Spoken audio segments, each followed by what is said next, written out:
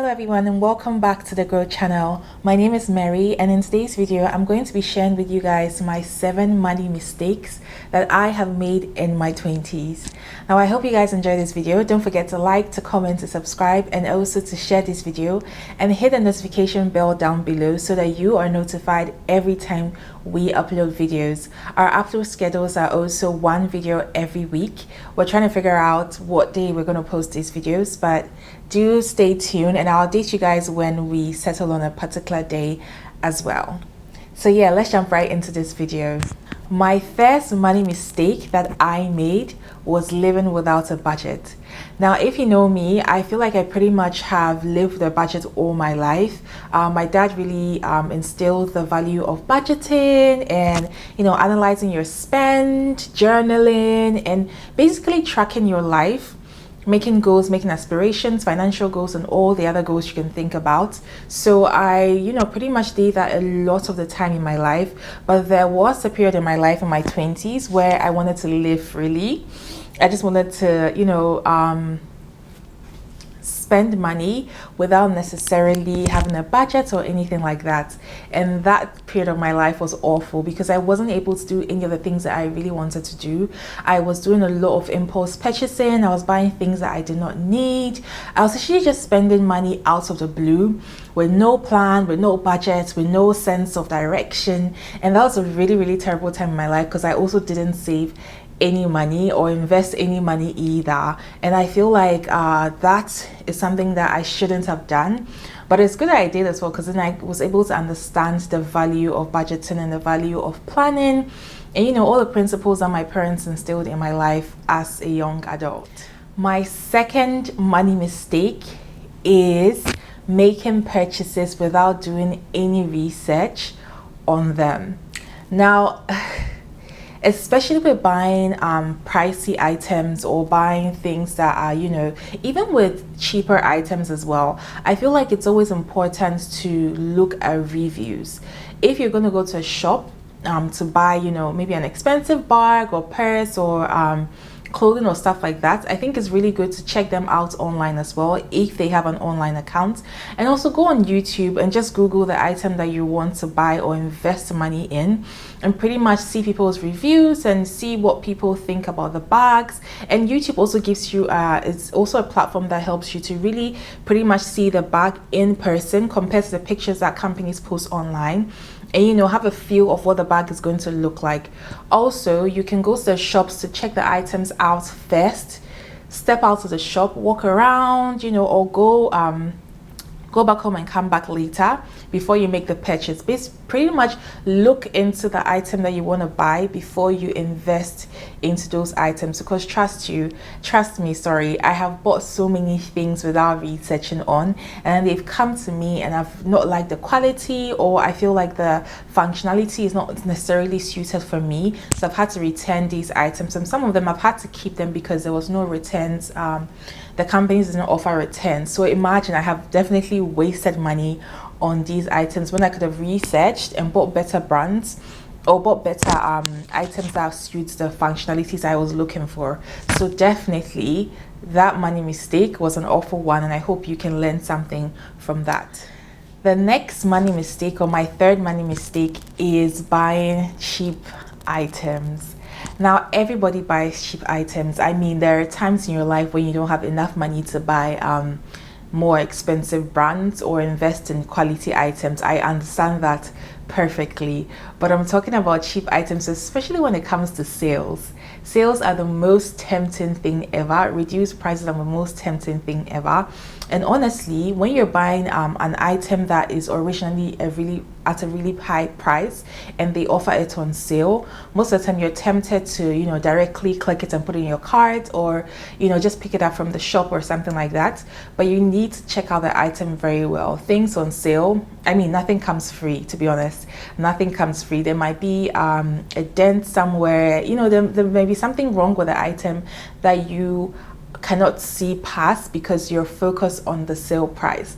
So that's some of the mistakes that I've made. I've bought really cheap clothing, and the thing about investing in cheap clothing is that you know, they're cheap, right? And you think that you're getting so many things, you're getting quantity over quality, but you end up repurchasing these items over and over again because they wear out quite easily, and you know, they start to look, you know, very old in a very short period of time.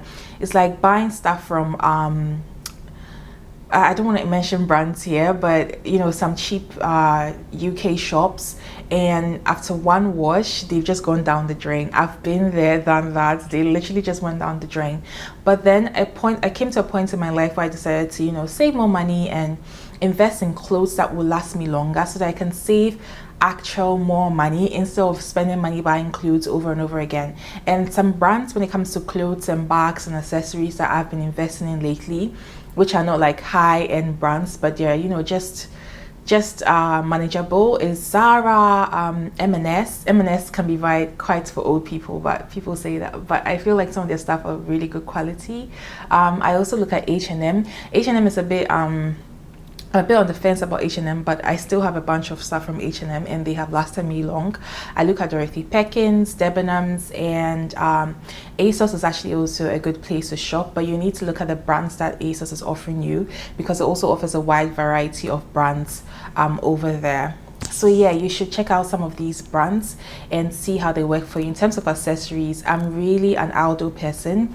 I've been shopping for Aldo bags and bags especially for a while now, and I feel like they give me good quality at a good price, and I'm able to use their products for a much longer time. So do check out brands like that. If you can, you know, you cannot afford the much higher brands, look at these brands and be able to find stuff from there as well. The next money mistake I've made in my 20s is buying one-off used items. So basically, you have an event coming up and you feel like you don't have anything in your wardrobe, which normally you do, but you're just like trying to find something more extra than what you have in your wardrobe, or something more new than what you have in your wardrobe, and you go out to shop for that event and you buy, you know, a new dress, you buy some new shoes, mostly uncomfortable new shoes that you are not going to wear again, or shoes with so much glitter and sparkle and all of that that you have nowhere to wear them to, honestly. I've done that so many times. It's really sad. I've done that so many times, and you end up having all these clothes in your wardrobe that you can re-wear because you honestly, they were not functional in the first place. Meanwhile, if you had just looked in your wardrobe and tried to pair some stuff up in your wardrobe and wore for the function, you would have been much better off. Because sometimes I get it, you don't want to re-wear some clothes over and over again for functions. I know that's how a lot of people feel, but there's something about just revamping the outfits, getting some new accessories to wear them with, putting on a blazer on the outfits, you know, wearing probably a brighter colored shoe or something, just to revamp the outfit and make it look different from how you wore it the other time. That really helps. And also, when you're shopping for such outfits, try and buy neutral colors so that you can pretty much pair them with different items, and then it can look new all the time. So that's one tip that I can give you, so that you know not to buy one-off items that basically just sit in your wardrobe or whatever and you never use ever again. So now on to my next money mistake, is basically buying way too much skincare products. Now, if you're like me and you've ever faced any skin problems, whether it's acne or, you know, strange skin diseases, yeah. Sorry. If you're like me, you've gone through any of these skin problems, you know what I'm talking about. You pretty much end up trying so many brands because you're trying to find a quick fix to your skin, and you're trying to make your skin look better in a short period of time. Most of the time, honestly, you need a very quick fix. But one thing that I noticed is that I kept on buying different products all the time. I didn't even use them for up to a month, and then I felt like it's not working, because it was not working as quickly as I wanted it to work. But I needed to understand that products take time to have the effect that you're supposed to have on your skin, so you need to take your time and use a product till probably it finishes. Honestly, why do I have so many skincare products? What do I need all those skincare products for? I have a whole bunch. Especially lotions, because I do struggle with some skin problems, and so I do have a bunch of different lotions in my bathroom, and I don't really use all of them. So definitely do take your time when it comes to skincare. Take your time, especially when it comes to makeup products as well. Have a set of makeup products that you use, and make sure you use them till they are done.